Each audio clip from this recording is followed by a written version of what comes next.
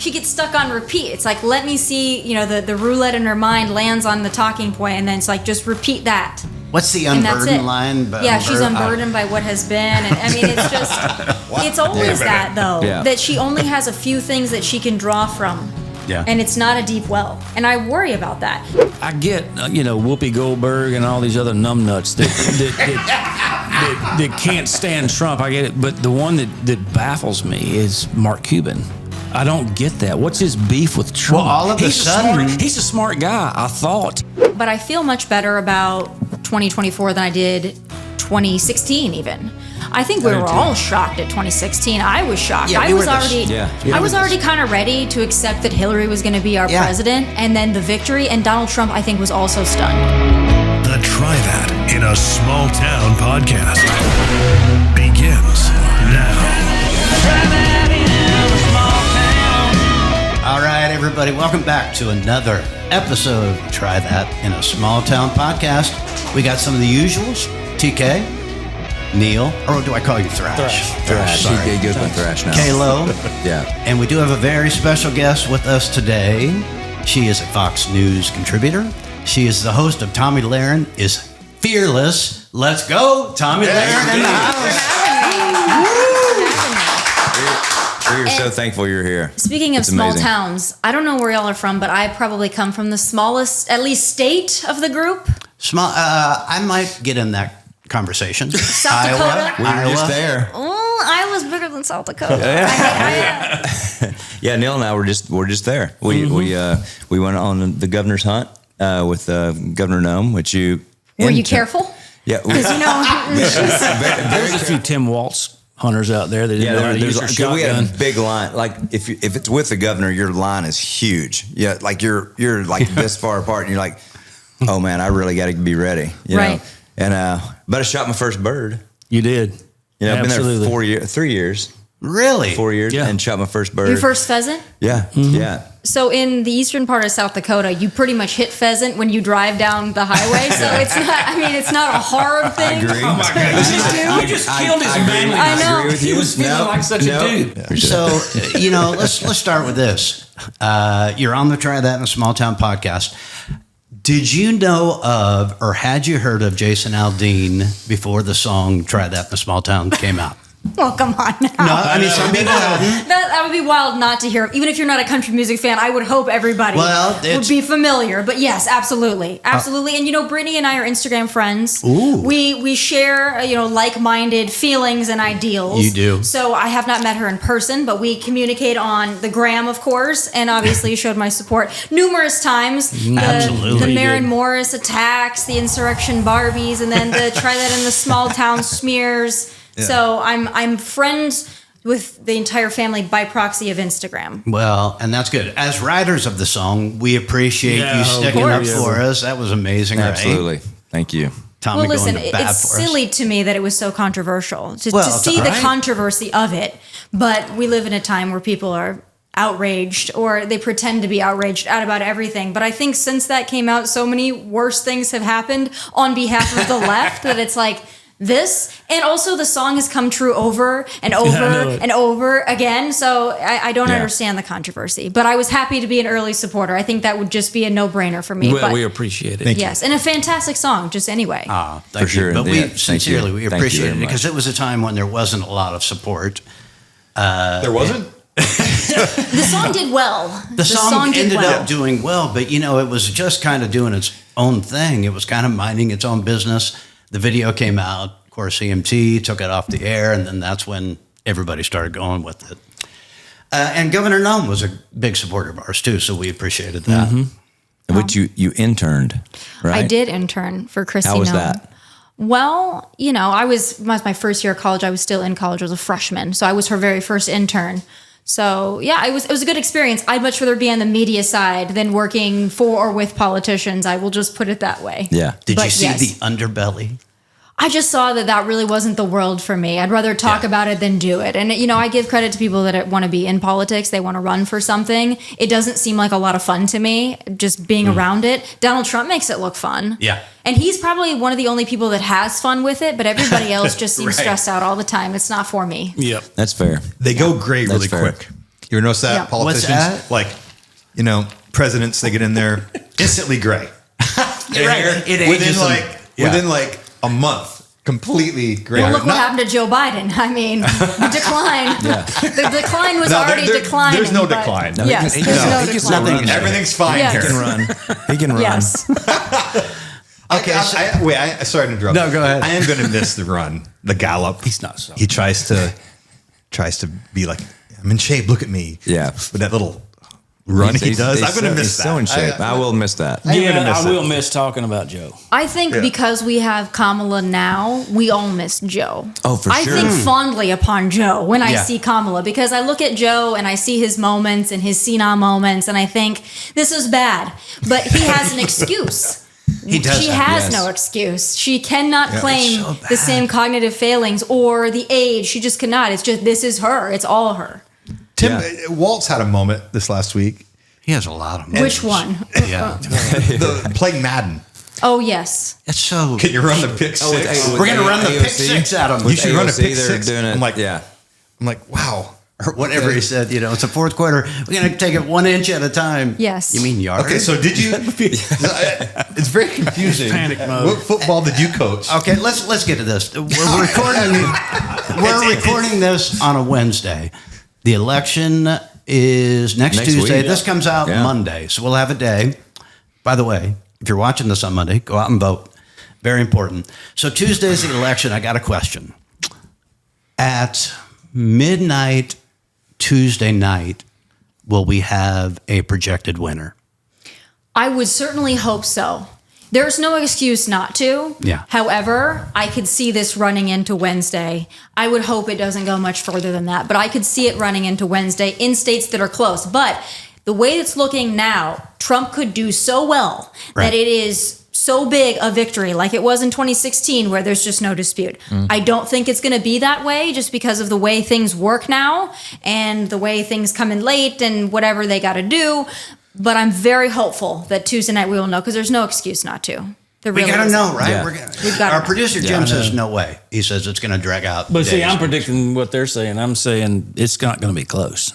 Too big to just rig. from what I've witnessed, it can't be close. You hope so, but you feel like there's lawsuits like in the night, like he's winning, and there's like no, there's lawsuits, and then how long does it take for the president to take the mail to come in and different things like that. Which is a stressor. It is, but I feel much better about 2024 than I did 2016 even.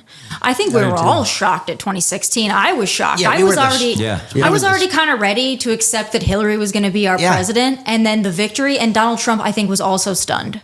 I actually talked to Sean Spicer, his first press secretary. I had him on my show, my Outkick show today. And Sean was saying they thought that they were going to lose, so much so that they were kind of like in a small room in Trump Tower. They didn't hire an official photographer. They had a cash bar at the Hilton Midtown. They didn't even pay for, to have a free bar, an open bar. And he was going around with his iPhone taking photos to commemorate the moments because they just didn't think they were going to win. And then when he won by the margin that he won, it was incredible. And it was such a great time. We're hoping that it looks like that because 2020 was weird. People were scared of COVID still. People were still upset that Trump wasn't locking us down and keeping us in masks. And people went into hysterics over that. So I think that largely contributed to it. And then you had Republicans didn't want to early vote then. They didn't want to mail-in vote, which I understand. But we had a few years to realize that we had to do something and we have to play the game. And the early vote numbers are looking very good for Republicans. So, you're always going to lose a game you don't play. That's encouraging. Yeah. It's encouraging. I like what we're seeing now, but we cannot get too confident. I'm a little superstitious. We have to just... Well, the people that in the swing states, inflation has crushed them. I think the people that are going to go out and vote are those people. We're going to see that. We're going to feel that. These people have felt the pinch, and I think they're going to get out and do it. Yeah. And vote. I think they're coming out. I think the swing states like Pennsylvania, I think it's going to, these people have really suffered. Yeah. And the left, they're not accounting for that. The people that actually felt it, So I feel good today. Today, too. Right. You feel good. This is abnormal. Yeah, because usually I haven't. A couple weeks ago, I was not feeling so good. Yeah. A couple weeks ago, it wasn't feeling great. We were, yes. you know, Yeah, we were a little bit. we were always. I feel way better now. I just can't believe there's that many people out there. I still can't. That half the country is for all of the illegal immigration that's happened. And I just can't believe there's that many people that are for, you know, drag shows in front of children and all these things that they're okay with. Neil, I don't know if Right. they are. I still think most of those people Are are just what do Trump they bad know about people. it, you I just know? think they're Trump bad people. Yeah. I don't know if there are many people out there who are voting for Kamala for the sake of Kamala. I think the people that will vote for Kamala is because they hate Donald Trump and they have it in their mind that they hate Donald Trump, and they are willing to cast a vote against their own interests and the interest of their friends and neighbors rather than vote for Donald Trump because it's a head thing for them now. It's There like they needs to just be a will not study do done it. on that. Like I'm Right. convinced, like you hate Trump enough to affect your own family, I know. your own grandkids, I your can't own believe it. children. That's There's no what gets way. me. Is like you let the media. Yeah, okay, if you don't like someone, that's fine, whatever. But you're voting, like you just said, against your own best interest. Yeah. Because the media says Trump bad, or he actually needs to be a study done on it, on how that can be. Yeah. What is that seed that's planted? Well, it's know? emotional. There are people that vote just strictly based on emotion, and they'll always vote based on emotion. And I would argue there are Republicans that vote based on emotion as well. I mean, people that are out there, they're single issue voters, they're very religious, they're going to vote for that one issue, and it's an emotional attachment. It also happens to be that the policies are in our favor, but I get the emotional voter. I think this year might be different, though, because I think that as much as you might have emotions, that's a luxury now. It's a luxury to be emotional and to vote emotionally, because if you can't afford your groceries and you can't afford your mortgage and you can't afford to take a family vacation, a lot of families, they can't do anything extra. And I don't know if they have the luxury or the privilege of voting based on their emotions and not liking Donald Trump. And they might outwardly say it, but that's why I think the polls right now, the fact that they're this close, there's a lot of people that are not going to tell a pollster that they're voting for Donald Trump, depending on where they live. They're just not going to say it. But when they go in the voting booth, they might sit there and think to themselves, you know, he was president before and he didn't do all these awful things and things were actually pretty good. I've got to make the best decision because I just want things to be less expensive. And Donald Trump will deliver that. And you don't have to, I mean, you can just list the things that were better than they are now. Right. It's not even really there's no confusion there. It's like, you know, we're in wars and we're involved in wars and can't afford anything. Over here, times are, you may have not liked Trump, but times were good. Listen, times were better. We were safer. Peace and prosperity.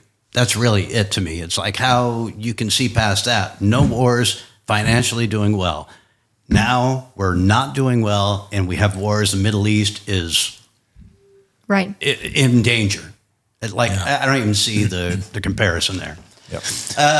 Go ahead. Well, can we pivot for a minute? I'm interested to see, you know, or hear why you came to Nashville. You know, like your move. I think the listeners will be, you know, want to hear that. Well, I was in LA for 3 years. I've been a little bit of everywhere. I came from Dallas to LA.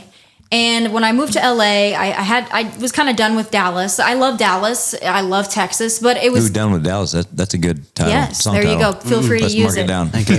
But there you go.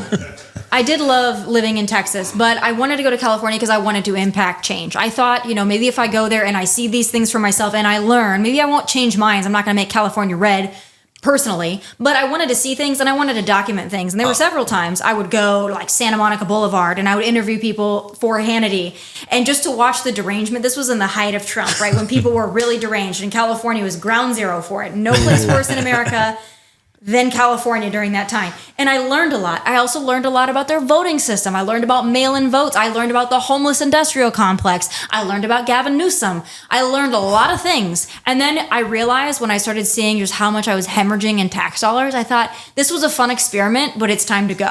And Tennessee is a great place to be. So I left. I was planning to leave anyway. But then when we locked down in March of 2020, I saw the writing on the wall. And I thought, if I don't get out now, like they might lock us in here.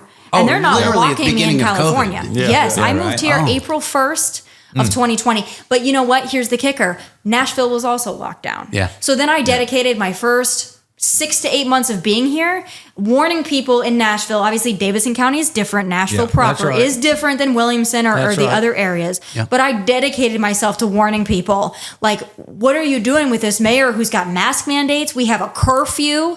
Funny story. I was actually with Clay Travis. I was with the Pop-Offs, the band Lit. Mm-hmm. Oh, yeah. And we were in a house in East Nashville because things closed down at 10 p.m. We had the little COVID curfews. And so we went, probably 13 of us went to their house in East Nashville just after the Saturday football games. Their neighbors called the cops on us. The cops came, arrested AJ Popoff for having a gathering of more than 8 people, put him in the back of a cop car for having a gathering of more than 8 people. And this is Nashville, Tennessee. Wow. Well, and you're right. Okay. Nashville proper is a little different than Williamson County, but yes, it's a lot different. And, you know, that the whole thing affected us. You know, we have kids in school, and that was, I mean, it was a big deal. But how can you lock up the Lit Boys? Come on. Right. Those are our friends. I mean, come on. They just want to have a good time. Right. 15 days to slow the spread. What was it? In Nashville, they took it very seriously in Nashville. Yeah. They really did. And I really refused to go anywhere that required it because I'm not going to give my business, but it's just the way that they apply these. And I think people, just going back to the election of it all, people forget 2020 ever happened. Yeah. I think people are so quick to forget what happened because we want to forget it. But think about what they put us through. They locked healthy people in their homes because of COVID, which had the survival rate of at least over 98%. Yeah. And children, they knew they had low risk. Oh, you're going to be remote learning. There are kids now that went through generational learning loss. They will never be on par with older generations or even younger generations because they lost that time. And we forgave them for it. Like, nobody was ever held accountable for COVID when you think about it. Nobody was ever held accountable for going back to try that in a small town. Nobody was ever held accountable for burning down entire cities and small businesses and attacking people and attacking law enforcement officers. Nobody ever paid the price for that. And they want to talk Tommy, about tell them. And then they want to talk about January 6th. When these people cry about January 6th, I'm like, it was one day. Yeah. One day. Preach, girl. Preach. Okay, so hearing you go on, it's not a rant, but it's just speaking passionately. It brings up like how you got started, which I think is really interesting to me because I think the first thing that I saw you on was it the Final Thoughts segment? Mm-hmm. Was that the Blaze? Is that right? So I've always done, blew up a little bit. Yeah, right? I've always done Final Thoughts. I started off at One America News Network in San Diego when I was 21.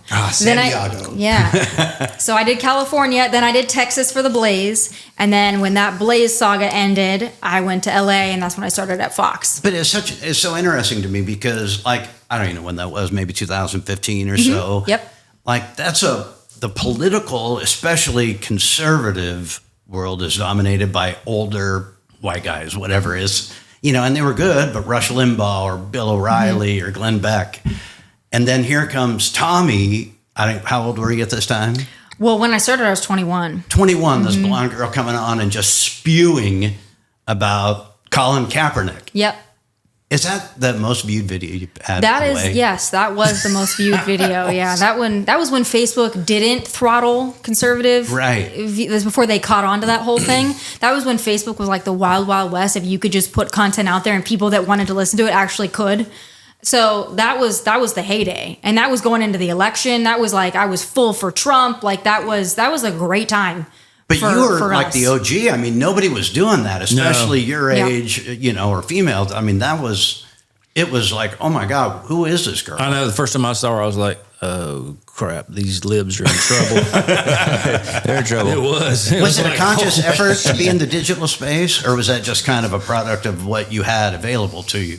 Well, for me, kind of growing up in the digital era of media, I like to think I'm one of the first people that did it from, you know, a young person's perspective, that I was on networks, but it really was social media where I blew up because people were sharing it and watching it and commenting in this, that. But I never did it consciously to try to go viral. It was just... Listen, you know, when I was 21, I got hired at One America News, which is wild to me even, but I was never going to get hired at Fox News at 21, right? I didn't have the same, I wasn't Megyn Kelly, right? I'm not a lawyer. I'm not, you know, don't have this experience. I didn't go to an Ivy League school. Like, what qualifications do I have to be not only on air at that level, but who's going to take me seriously. But what I can do is I can speak from an authentic place that young people maybe can relate to, or maybe just people like that from a small town, like people that are just average people. We don't try to talk over or above people. You're from South Dakota like I am. You just kind of say it like it is, and I have a little bit of sarcasm, and I don't try to be buttoned up because I can't be that. I'm not a lawyer. I didn't go to Harvard. This is kind of just who I am. Like, I'm educated, but it's not, I could never be that. And it worked because a lot of people don't want to be that, and they don't want to speak that way, and they just want to be themselves. Well, so it's not an accident that like you wanted to do this, like you wanted to be out there and be forefront, with your ideas and your wisdom and all those things, right? Yeah. I've always wanted to do this, and I never thought it would go as quickly as it did, but I just took every opportunity. And I tell young people now, and I'm sure you know this, and me saying young people, I'm 32. I still feel like I'm the young one in the room, but I tell the younger generations that want to do this, like, you cannot be afraid to pick up a phone. And you cannot be afraid to talk to people and to talk to people that are older than you. Like, you can't just send a text. You're not going to get a job that way. So social media has changed. A lot of people can be influencers or whatever. But if you want to get the street cred, like, you're going to have to go through the process. And I went through the process while also cultivating like an influencer vein on social media. Yeah. But there's a lot of people now that just try to do the influencer side of it. It's like there's political influencers, I guess, right? Yeah. Would that be that's correct a thing term? now. But that's, to me, I don't see you as that. Like, you're... Well, I appreciate that. Yeah, I mean, you're a commentator. You know what you're talking about. We mentioned Colin Kaepernick. Not a fan of that guy. No. But he might be better than Will Levis. Oh, boy. So let's get on the horn. That way, I mean, again, not a fan. Do you follow the Titans at all? So I am not a football fan. Okay. Football, other than the political aspects of football, I am not a football fan. And I work for Outkick, which they're obviously heavily into football and SEC and all that. You let them handle that. Definitely I let baseball. them do that. Definitely because baseball. I would sound like Tim Walz if I tried to talk about football, and it would embarrass people. I don't know what that is. I thought a pick six was like lottery tickets. So but I would never proclaim that I did, right? Like, I wouldn't. I am a baseball fan. There's Baseball no is way my to sport. look at Walls and not be slightly creeped out. I don't care what side you're on.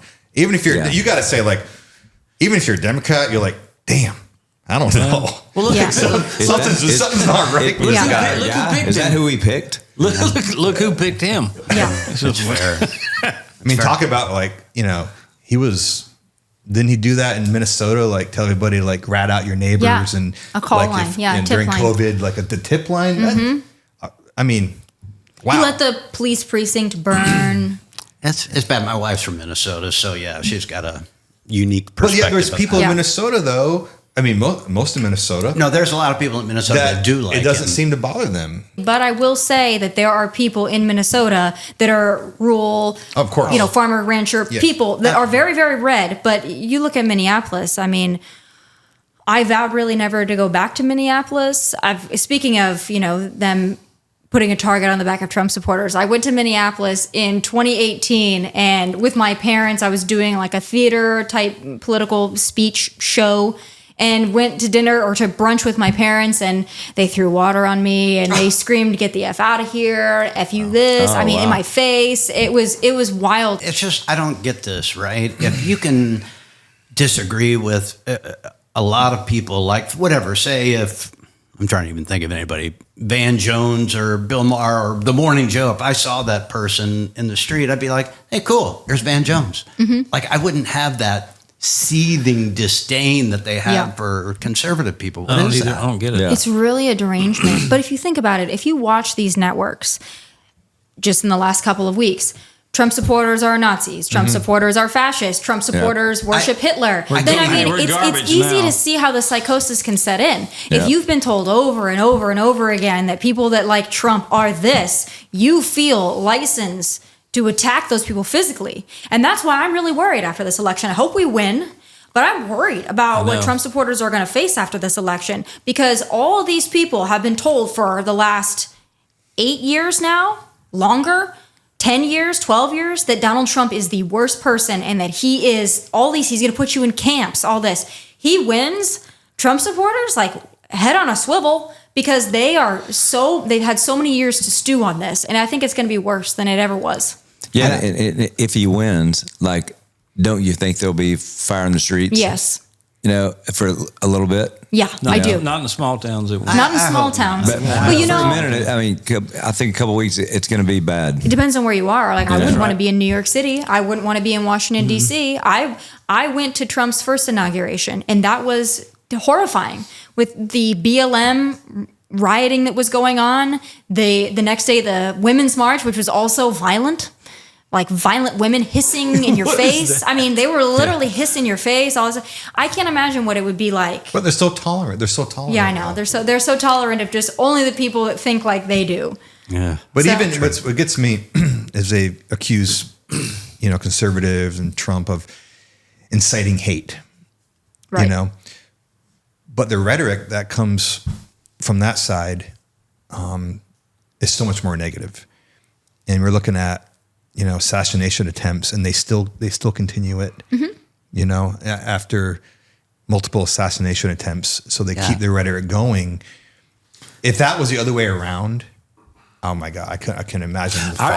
When he gets elected, I worry about that even more. Well, and Neil and I were talking about this. Like, what do you think? Like, do you think that first assassination attempt? Do you feel like that was a God moment for Trump? I do. Didn't he change a little bit?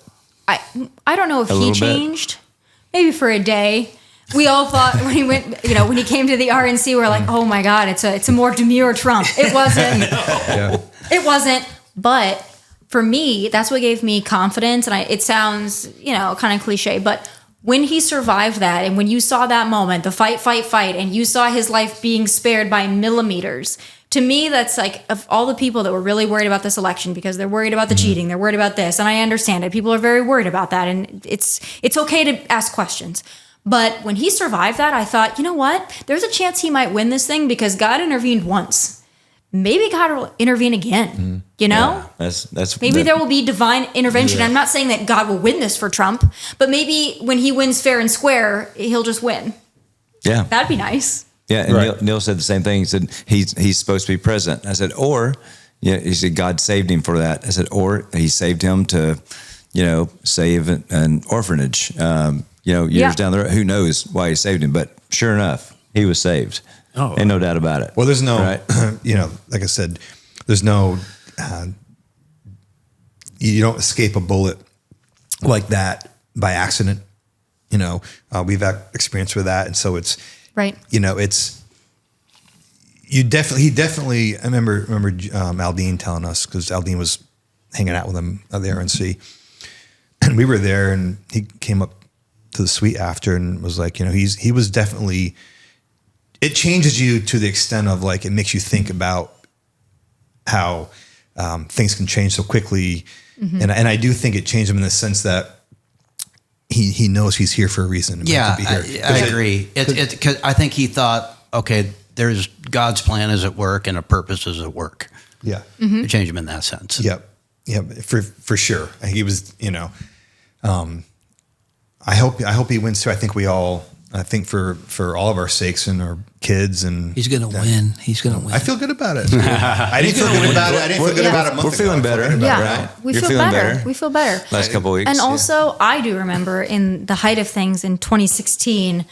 Remember how wonderful Thanksgiving was, and I remember how wonderful Christmas was.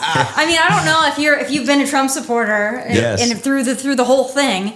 Just remembering, I remember just thinking like this, everything's great. Like you didn't have a bad day. It's like Trump won. Every day was like, we don't have Hillary. And it was such a great, it's like Thanksgiving was great. And I don't have any liberals in my family, but I imagine the people that did have liberals in their family, like how great was Thanksgiving? How great was Christmas that year? It was just great. I would love to just relive that this year.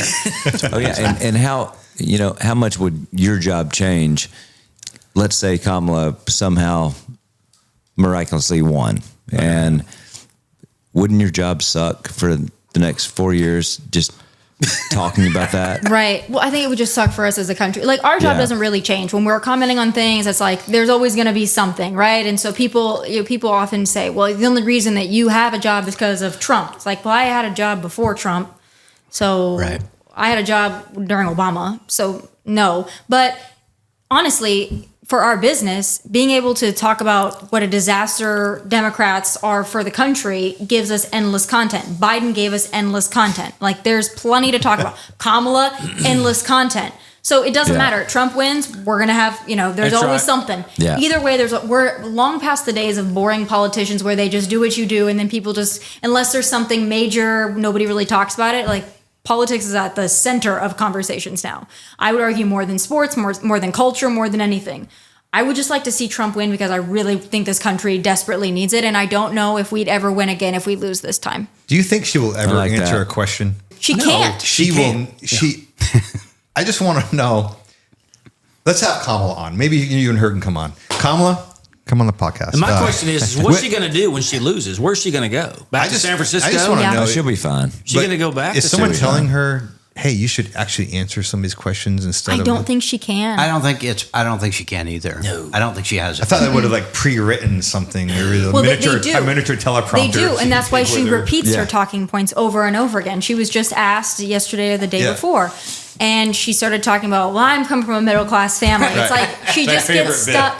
She gets stuck on repeat. It's like, let me see, the roulette in her mind lands on the talking point, and then it's like, just repeat that. What's the unburdened line? She's unburdened by what has been. And I mean, it's just, it's always that, though, that she only has a few things that she can draw from. Yeah. And it's not a deep well. And I worry about that. I said this on my show. Hillary Clinton, I never wanted her to be president. Barack Obama, I never wanted him to be president. Joe Biden, never wanted him to be president. He was diminishing before people thought he was diminishing. He was diminishing in 2020. But when those people got elected, I at least was like, this is going to suck. But we'll get through it. Yeah. Like, they can at least, I can't stand Hillary Clinton, but I could see Hillary Clinton talking to Putin, or, I could see her navigating international waters. Maybe not like the way I'd want her to, but I could see her doing it. She's got at least the depth there. Kamala? Yeah, I agree with that take. I agree with that take. Yeah. Surely not. Surely this can't happen. Kamala and Waltz, what's that going to be? I mean, can you imagine? I mean, that's the worst case scenario. I can't imagine. It can't get any worse. It cannot get any worse than that. All right, y'all. Hey, listen, this is actually fascinating. We're so thankful for Tomi being here. We're going to take a quick word from our sponsor. We'll be right back. Hold with us. We're so thankful for our sponsor. Original Brands is starting a new era in American domestic premium beer. Amen. American made, American owned. Original Glory. Original Glory not only tastes great, but it's under 90 calories and only 2 carbs. Easy drinker and perfect for the active lifestyle. Bring it. Original Glory. It's a veteran-founded company with a deep love of country. Original Glory. Freedom is worth drinking too. Join the movement at drinkoriginalbrands.com. All right, y'all, we're back. If you could only hear the conversations in between. We're back with Fox News contributor, the host of Tomi Lahren is Fearless. Did you come up with that title, or did somebody else? That's great. I would never just call myself Fearless. It was given to me. I don't have that big of yourself a nickname, yes, right? I don't have that big of an ego, but it's perfect. I will take it. But it's perfect. That's a great show name. Neil, you were talking during the break. What were you going to ask? Because this is good. I understand. I get Whoopi Goldberg and all these other numbnuts that can't stand Trump. I get it, but the one that baffles me is Mark Cuban. I don't get that. What's his beef with Trump? Well, all of a sudden, he's a smart guy, I thought. Very smart. Yeah. Very smart. I think he, like many others before him, Trump has broken his brain. And I think what it is it's an ego thing entirely. You've got 2 billionaires, and I think that he probably wanted Trump maybe to lean on him more, or maybe he wanted Trump to ask for his lofty advice. And then I think the way it really changed is when Elon came over to Trump's side. Yeah. And I think Cuban has a thing against Elon. And then when he saw Trump and Elon, it was like, well, then I'm going to go for Kamala then. But if you listen to him, he says he doesn't like really any of her plans or policies. And he says that. He's like, oh, I'm not for the unrealized gains. And if she does this, I'm not for that. And I don't believe in eliminating the filibuster. So you don't really believe in any of her agenda items, but you just hate Trump. That's all it is. Which is most of it. Yeah. It's all of it. Well, the conspiracy theorist would say, maybe there's a Diddy connection or... Yeah. Oh, what have you with opened Cuban? up? Do you have a hot take on any of the Diddy stuff? I think the Diddy stuff was supposed to be a big distraction for people, and it didn't pan out because people still cared more about the election. It went away. Yeah. Like, it went away. I mean, went away. we see stuff, but right now everyone's just really, really dialed in on the election. After that, then all the conspiracies and all the everything will come forward. But I mean, right now it's just election. Do you think everything leading. will come forward? You think names and photos? I and don't. videos? No, I think it'll get buried just like Epstein. I think eventually, I think he had to be the fall guy, and maybe, but I think that there are too many people that are going to be compromised in high places that I think that it'll be covered up. It'll affect everybody in certain circles, and they don't want that.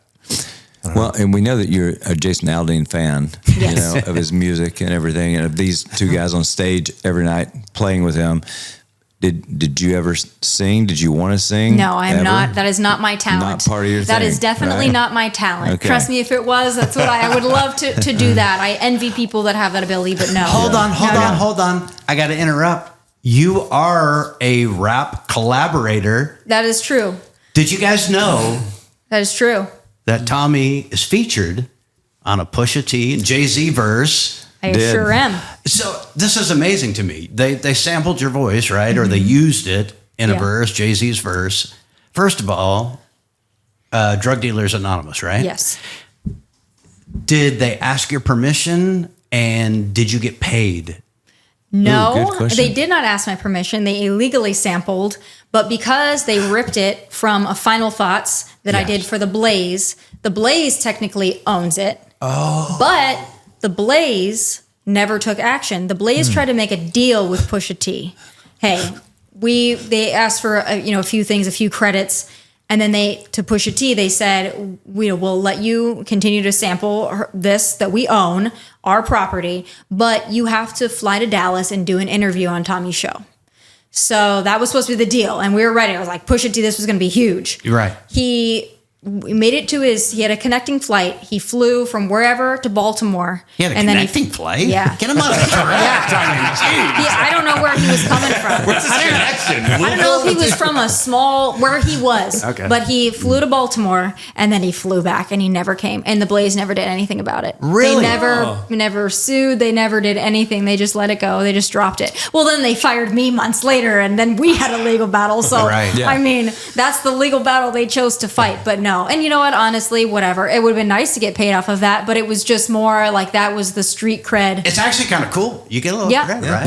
Yeah. I mean, there have been a couple different rappers that have used not my voice, but have mentioned me or said something about me. And these were the heydays when they were really like, I've had feuds with Nicki Minaj, Cardi B, right? The Game, Joyner Lucas, Wale. I mean, Jay-Z. The list goes on. And you're 21 a rap Savage. fan, right? I am a rap fan. So it doesn't bother me. I think it's kind of funny. Like I enjoy it, that part of it. But yeah, so who do you like? Like what kind of music? You obviously like that. So who do you like? Do you like any country music? Yeah, I'm a No country pressure, music. no pressure. Yeah, country music primarily is always first and foremost country. But growing up in like the heydays of rap, I would say, for me, driving around in my Chevy Malibu in high school, Every girl had a Chevy Malibu. Yeah, my 2001 Chevy Malibu, driving around the mean streets of Rapid City, South Dakota. listening to like 50 Cent and the great days of Pop Lock and Drop It and Laffy Taffy and all that. That was what every super white Midwestern girl was listening to. Every now and then I'll move my wife's car out of the driveway, and I'm like, and it's just blaring. It's rap music, and it's just filthy. I'm like, oh my God, baby, you're representing us. Like, how are you listening to that going through the neighborhood? But. That's how we live out, and she knows every word of it. Yeah. And that because it's the heyday of when rap was, and I don't listen to as much rap anymore because it's gotten so filthy, and it's gotten, it always has been, but it was at least thinly veiled, maybe more so back then. Now it's just, Did it's you a see little that too time much. when Trump Jr. compared a Cardi B lyric? Oh yeah. To our lyric. Oh yeah. And we're getting all the flack, and we're getting all the hate. I mean, it just he beat her lyrics. Yes, You're talking about the WAP. Yeah, I didn't want to and there's say worse, that. and there are worse. Yeah. I mean, when you think about it, and the you outrage. hear nothing about that. No. And what it's doing to the youth, but our song is destroying the planet. It's amazing. Right. Well, since we're on like pop culture and songs and stuff, like, and by the way, you mentioned you were a baseball fan. Is that because your husband JP Aronceibia. Is that because of him, or were you a baseball fan previously? I've always loved baseball. Okay. I used to really love college baseball. That was my thing. And then obviously being around it through my husband, I'm a big Mets fan now, and we had such a good year. But I know all these guys because when you're a AAA coach, he affected that team so much. And I spent so many days freezing my ass off in Syracuse watching AAA games in May and June, and then in July, August being hot, sitting there at a AAA stadium. Like, you get invested in these guys, and then a lot of their team went up and made huge impacts on the big league team, like Mark Vientos and Iglesias and others. So I felt like a really big part of that team. For us, was a big deal. Hey, they were crushing it during. And the World Series would have been so much better this year if it was Yankees Mets, and I hate the Dodgers. So what's he thinking about the World Series going on right now? He's watching. None of us care anymore though. Now that it's Dodgers Yankees, and now that it's like a blowout, and we can't stand the Dodgers. You're not watching it. No. I can't. Okay. When the Mets were out, I was done, and I was pulling for the Yankees because I don't like the Dodgers. Yeah. But right now, it's like, okay, well, the Mets are out of it, so now we're in full election mode. Like, the game that matters is coming up. I gotcha. Yeah. So my wife has a question, and this is, I'm sure Tully's wife would have the same question. So your husband is a baseball coach. He's up in Syracuse. He's probably gone half the year, right? Yep. This is like Tully and I. Does he mess up your system when he comes home? All right, so we could do another hour. Because I know my wife, I mess up her system. Yes. I'm pretty sure my wife is probably calling Aldine saying, book some shows. Yeah. What do you mean the tour is over? Start? Yeah, when are we starting? Starting early next year? Oh, good. So how does that work at your house? Yeah, so as your families well understand, and for you, it's your back and forth. When my husband's gone for the baseball season, he's gone February through the end of September, and he's gone. Like, he can come home. They don't really get days off. So he has a 7-day span that he can come home, and then All-Star break, and that's really it. So he's not home for 7.5 months. And then he's home solidly for several. And then it's like, when I gotta try to find something for him to do. Like, I try to think, like, what can you do? Find adult friends, do something, get out. But no, he messes up all my stuff. And I'm very OCD anyway, and I like things a certain way. And so he'll just come in like a bull in a china shop and just, Well, some of the problems too is for us, what happens is, we get used to things. Mm-hmm. We get used to catering, and we get used to just things being done for us most of the time. You know what I mean? Kidding. No, yeah. Oh, and then I come home and her major complaint is I treat it like a hotel room. Okay, yeah. So you just kind of throw things everywhere. I don't mean to, but it takes me a good 3 months to get back into home mode. And by then we're ready to by the time you leave. Yeah. Right. I always tell him I try so hard to train him. And I try, and then we get almost there, and then the season starts, and he goes back to his feral ways. And it's like he just goes back, and then it's like everything is unlearned, and by the time he comes home again, we got to do it all over. Go easy on him. I can't. It's a tough transition on behalf for us. Of us. Go easy on him. Go easy on him. It's not easy. This is sad. It's not easy to slide. It's very true, though. This is sad. It's not easy to slide back into the home life. But my wife never gets tired of me, ever. And I'm here 24/7, 365. I had a side conversation. You guys are the perfect she's couple. used to it. she's acclimated. But she's acclimated. When you get used to being by yourself, and then there's somebody just there all of a sudden, it's like, oh, really? Yeah. Even if it is your husband. Hey, you. Hey, you. Yeah. I love you so much. I wish you wouldn't do this. And the all baseball athlete, family, they all have the same thing. Now I know musicians' families feel the same thing, but there could be a complete wives club of discussing this because everybody has, definitely. Everybody has the same experience. I think there definitely is. Yeah, it is a tough. Go easy on them. It's hard to slide. You can't. Yeah. Okay, so so give me a show that like on Netflix that you guys binge together, and then maybe something you watch. You probably watch murder mysteries. All women watch murder mysteries. No, I'm a big Bravo person. I'm a big reality TV person. Housewives or whatever that is. So that's what I do on my own. And then it's a struggle to find something we can watch together because it's like, it's either baseball, which is fine. I'm happy to watch the Mets. I won't watch Tennessee football. That's just a no-go for me. Oh my God, you're hurting somebody's feelings. College? Sorry, bud. College, you won't watch Tennessee football? She's talking about college, bro. Hold on, he went to UT, right? Yes, he did. Yes, he's a big Dang it. ball. Yeah. And so So is Kalo. Are they playing Kentucky this Dang it, weekend? yes, So go yes. Cats. So every time, no matter. I was born in Paducah, Kentucky. I have a friend that's from Paducah, but and I'm it's a for weird Tennessee. town. That is a weird town.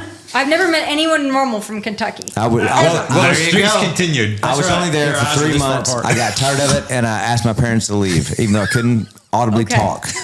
Kayla, real quick. Your voice is incredibly deep this Do episode. you like it? I don't know. It's Have you been taking testosterone? No, I just haven't slept. that James Earl Jones thing. I'm sorry, just get back from Baltimore. Raise money for the kids. The one city I would not want to come home from is Baltimore. But It's okay, so do you guys silly. watch anything together? We'll watch. I mean, we used to be. No is the we answer. used to watch Yellowstone together before Yellowstone got bad. Yeah, right. You know, we like competition shows. We'll watch those. Okay. And the Jack Ryans and that, but it's hard to find something that we can both watch together. Yeah. Definitely not like the Netflix. My husband would never watch like the Nobody Wants This or whatever. Like that's so good. JP's not gonna watch that. It's too sappy. It's too sappy for me. Like I can't. No. We Yeah. watch Fox News. And are you doing exactly what you want to be doing right now? Because you seem like you are, Yes. right? Yes, there is nowhere else I'd rather be than doing what we're doing, and now we just need a victory, and then things will get real good for Amen, everybody. please. And you feel good about it. I feel good about it today. Right. Yep. Okay. As All we right. sit, I feel good about it.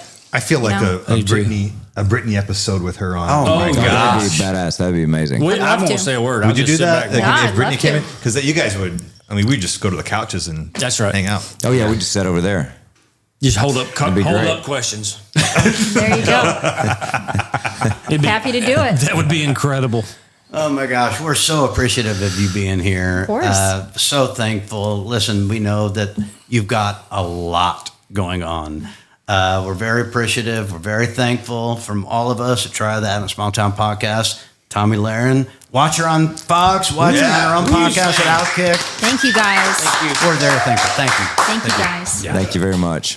That was pretty awesome, right? You see Tomi Amazing. doing She's her badass. thing, and but Yeah. when you get her in person, you feel the energy. Yeah. It makes me feel good too about our, she's young. She's 32 years old. I think so, yeah. It makes me feel good about 1992. younger people. Like Thanks, they Tony. they are not you so much, but He's they are younger. I know. No, seriously though. Yeah. Like passionate, good values. I wisdom. feel good about it. Yeah, and it's dude, great. No, she's a great leader Smart for the as next tack. generation. Yeah, Very very smart. smart. Tack. How many people have we had on here? Probably all that are smarter than us. It's like Well, everybody's smarter than us. I mean, Mostly. it's a pretty low bar, though. Except for Brett Saberhagen, probably. Yeah. I mean, he's a pitcher. No, you're exactly right. Neil, Yeah. but while Tomi was here, I couldn't help thinking about this, and I think we should implement this. She got famous because, well, I didn't say this is why she became famous, but she had like a 2-minute rant at the end of the show. It's called Final Thoughts. Oh. We should have at the end of our show, Neil do a 2-minute thing. We'll figure out what it's called. No, it won't make the cut. thrash talk. Thrash talk, thrasher, I basher. like thrash talk. It won't. What Thrash talk. Do I get to pick the topic? Actually, or? thrash talk is amazing. Thrash That's talk, really and you good. get to go off. No, seriously, Just have your 2-minute bit. I love it. That's done. It's And implemented. actually, you can start it. We can all have a part of thrash talk, like whatever we're irritated about. I like But Neil. you start it. no, I think it's just Neil Kalo. And if you don't get the 2 minutes, then we fill it in. If you get it, I don't know. I think it's only Neil. I think it's Lord. called thrash talk, and it's just Neil's rant. Does And I this think mean that's I don't Like, know if he can go for 2 minutes. Is the thing. Oh, I could go for 2 minutes. That's what I've heard. As long as I don't have to research something and No, talk I mean, you about have so something. many beliefs and feel strongly about so many things. Oh, I do. There's no doubt. But Right. most of it will get edited. No, unedited, unfiltered, scared and afraid. terrible Neil. For the first time ever. I want to be known as Amazing Neil. Amazing, amazing I'm- thrash.